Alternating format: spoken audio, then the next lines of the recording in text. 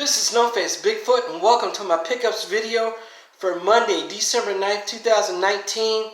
These are all my pickups for Cyber Money, which weren't very much.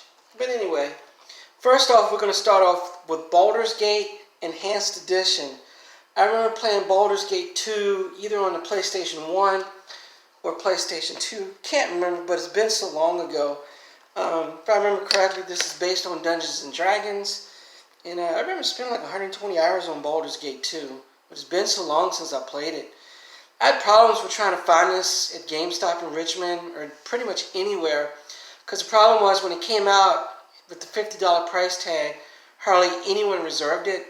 And who's going to reserve a game with, even if it's an enhanced edition with modern graphics, $50? I don't think so. Maybe $30, maybe $40. $40 at the most, I would get it. But I think it was really only one GameStop in Richmond that had it, which was on Burnham Road. You're talking about at least a dozen locations. I went to at least 3 of them. I ended up ordering through mail.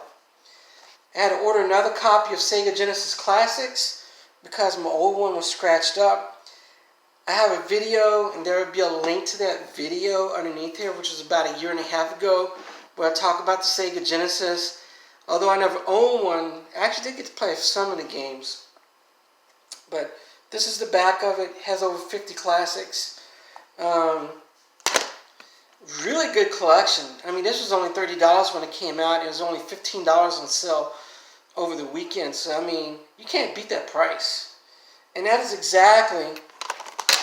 I would have bought this right out of the gate, no pun intended, had they done it.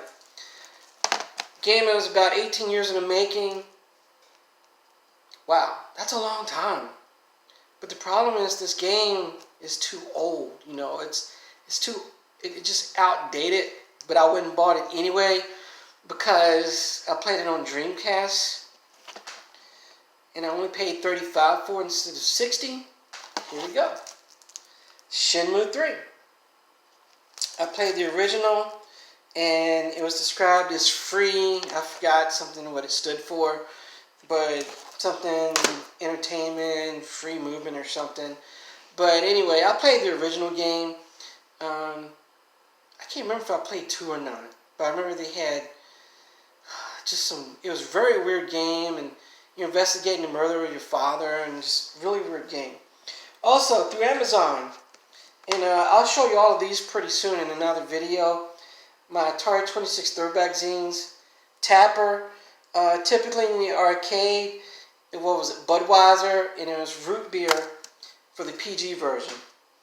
And one of my greatest games, favorite games of all time, Berserk, Evil Otto. Ooh, now that's a smiley face, a yellow smiley face chasing you, named after an evil boss. This also has Super Breakout, Death Race, and one of the best home conversions of Cubert ever. I really enjoyed the home version of it. Although when Corley was, you could jump through Corley, and they didn't have what was it, Ugg and the little upside down purple creature. They did Sam, but you could actually pass through them when you were jumping for some reason. I guess it's the limitation of the Atari 2600. But it was still a really good game. And those are my pickups. However, this is not a pickup. This is my plaque that I earned from the Flipside Pinball League out at Richmond Pinball Collective on Midlothian Turnpike in Richmond. I earned first place in B Division, which basically means I finished 9th for the entire league. For my first league and being back in pinball for the first time, since 20 years almost, like full time. 99 was actually the last time I was in pinball, and that's when the Pinball 2000 machines came up, Revenge from Mars, and I played it. I loved it for its hilariousness and humor, but God, it only had like 2 shots on it.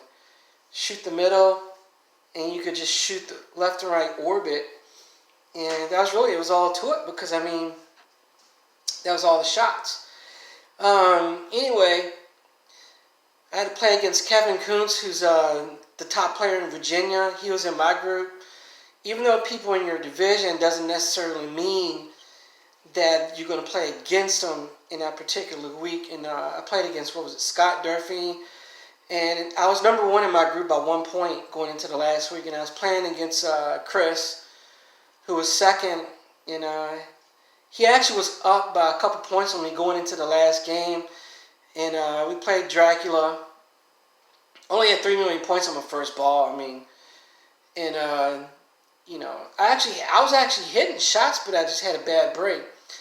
On the next ball, I shoot the hole, where you shoot to get missed multi-ball. Anyway, I shoot that, I get a random award. Guess what I get?